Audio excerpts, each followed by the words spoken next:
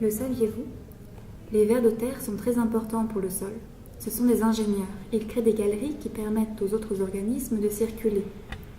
Les autres organismes, on ne les voit pas pour l'instant, mais à l'aide d'une loupe, voici des collemboles. Ils sont tout petits, mais indispensables. Ils contribuent à la dissémination et à la régulation des bactéries et les champignons du sol.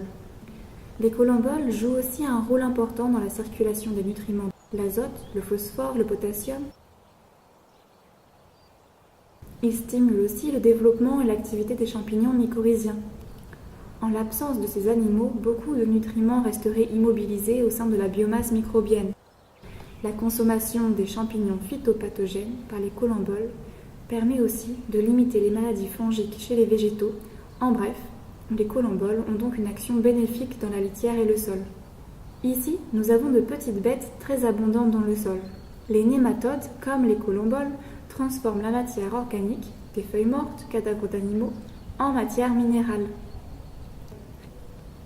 Tous ces organismes sont tellement importants pour le fonctionnement du sol que leur présence est étudiée pour voir l'état de santé de celui-ci.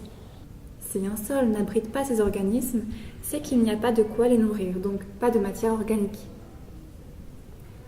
Nous avons parlé des organismes du sol, mais maintenant j'aimerais vous parler d'une technique qui permet de comparer la fertilité de deux sols différents. Cette technique est appelée Bates-Lamina Test. Pour cela, c'est très simple. Il suffit de mesurer la quantité de nourriture que mangent les organismes du sol. On compare ces mesures entre différents sols parce que plus ces organismes sont actifs, mieux le sol fonctionne. Il faut d'abord préparer un appât.